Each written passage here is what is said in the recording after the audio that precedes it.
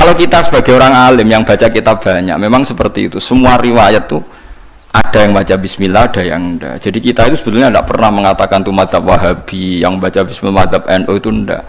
Kita sebagai orang alim tuh di atas periode itu kita tahu riwayatnya itu. Misalnya kita sebagai orang alim ya tahu kalau kunut itu madzhabnya Imam Syafi'i, tidak kunut itu madzhabnya Abu Hanifah.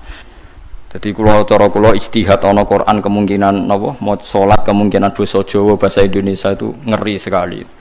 Bagaimanapun kita dengan firqah apapun itu enggak beda dalam hal masalah napa salat.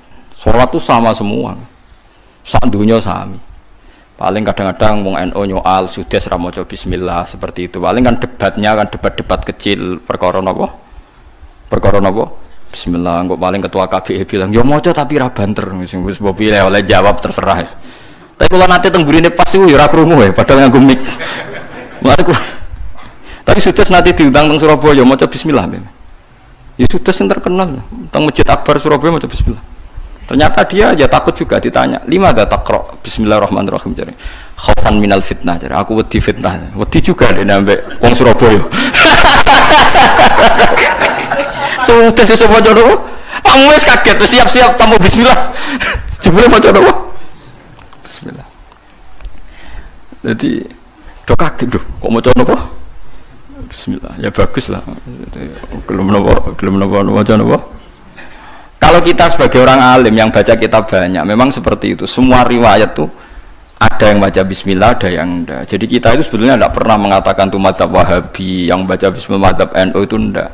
Kita sebagai orang alim itu di atas periode itu kita tahu riwayatnya itu. Misalnya kita sebagai orang alim ya tahu kalau kunut itu madzhabnya Imam Syafi'i, tidak kunut madzhabnya Abu Hanifah. Tapi kita sekarang tuh susah kunut NU ora kunut Muhammadiyah. Yo repot kita sebagai orang alim ora roh kang ngono iku. Berarti Abu Hanifah Muhammadiyah ya. Imam Syafi'i NU ora ono kok ora ono kok aco sakniki waco.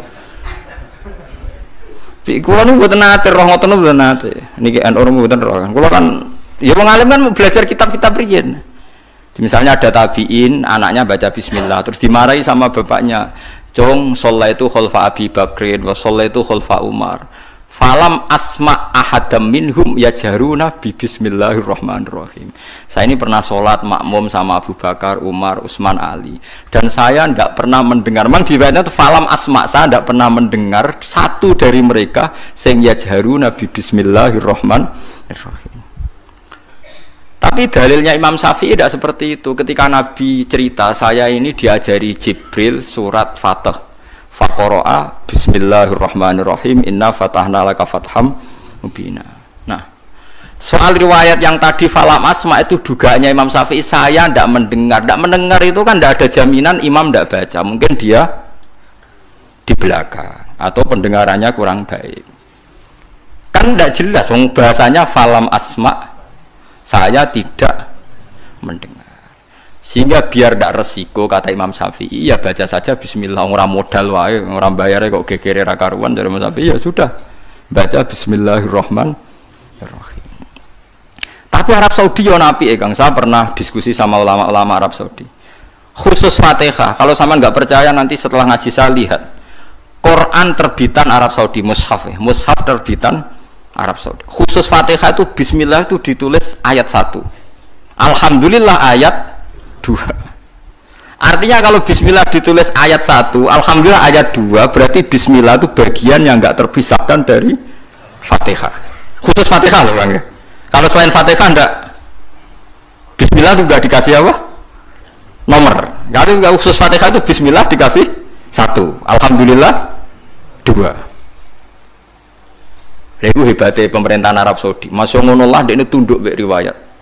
Piye-piye bismillah itu istilah pangeran iku walaqad atainaka sab'am minal masani. Bismillah ning gone Fatihah iku kudu 7.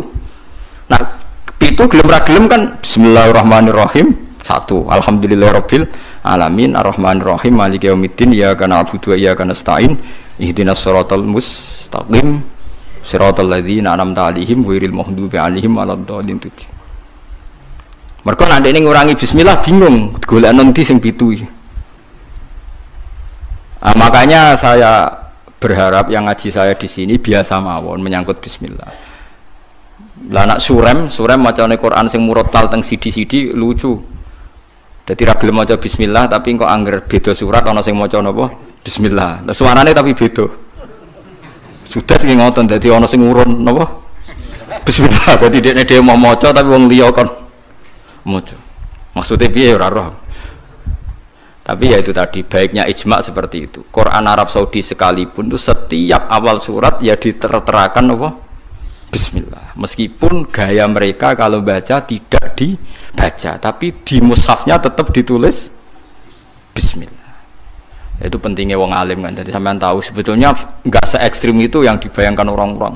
Ono khilaf sitok maca Bismillah sitok ora, amatir kan. Mboten seperti itu. Tak jamin antar ulama itu tidak ada masalah. Sing terkait napa? Bismillah. Karena riwayatnya itu falam asma ahadam minhum. Saya itu ya saya tidak mendengar. Karena dalam fikihnya itu tak warai Kang, sampean ben fanatik mazhab Syafi'i. Sebenarnya Imam Syafi'i itu ya manusia, sampean bisa tidak cocok. Tapi masalahnya kan otaknya jauh. Otaknya jauh, ilmunya jauh. Sekarang saya tanya, khutbah itu syarat sahnya Jumatan orang berapa dalam mazhab Syafi'i? 40. Syaratnya orang 40 itu dengar khutbah atau imam mendengarkan khutbah? Enggak, sampean saya tanya, imam memperdengarkan khutbah atau orang 40 dengar khutbah? Loh beda. Makanya harus ngaji itu serius, ngaji mondok rahatam ngeten niku. Misalnya saya jadi imam, khotib. Yang dengarkan saya orang 40. Bisa saja yang dua itu kopok. Tidak dengar memang karena kopok. Atau yang 4 omong-omongan, nggak ngurusi. Tapi imam tetap dengan suara yang pengandaiannya orang normal itu dengar. Makanya kata fikih-fikih Syafi'i, wa yajibu isma'u arba'in wa illam yasma'u fi'lan. Yang penting seorang khotib memperdengarkan suaranya yang andekan dalam keadaan normal orang 40 itu dengar. Wa illam yasma'u mersi pun hakikat mereka tidak dengar. Karena mungkin omong-omongan, ada suara mobil, bising, tidur, gosip, macam-macam. Makanya itu perdebatan fikih. Yang wajib tuh isma'u arba'in atau sama'ul arba'in. Memperdengarkan atau hasil apa? Dengar. Lah baca bismillah ya seperti itu. Yang penting itu imam membayangkan mereka dengar atau hasil dengar. Paham sih kalau maksudnya? Makanya perdebatan fikih itu pasti seperti itu. Misalnya seorang guru, sementing seorang guru atau kiai itu memahamkan, dia sudah pakai bahasa yang baik, intonasi yang baik. Apa hakikatnya mesti Anda paham? Kan tidak juga. Mungkin sembulat mikir tanggal, wedi bayar BPKB sesuk macam-macam, ono ngaji sembah sembang sumpah ngaji ngono sumpah. Tapi ketika seorang guru dengan standar yang baik metodologinya disebut mufhim, memberi pemahaman, meskipun yang mendengar tidak paham. Atau orang lain tuh paham, padahal gurunya buruk karena sudah otaknya sudah baik, omongan keliru ya paham. Wah itu malah hebat, mau macam harus pinter. Lah ya makanya jadi perdebatan dalam mazhab Syafi'i, ya, perdebatan ulama sampai seperti itu. Dalam khutbah itu yang penting orang 40 dengar atau yang penting adalah khotib memperdengarkan.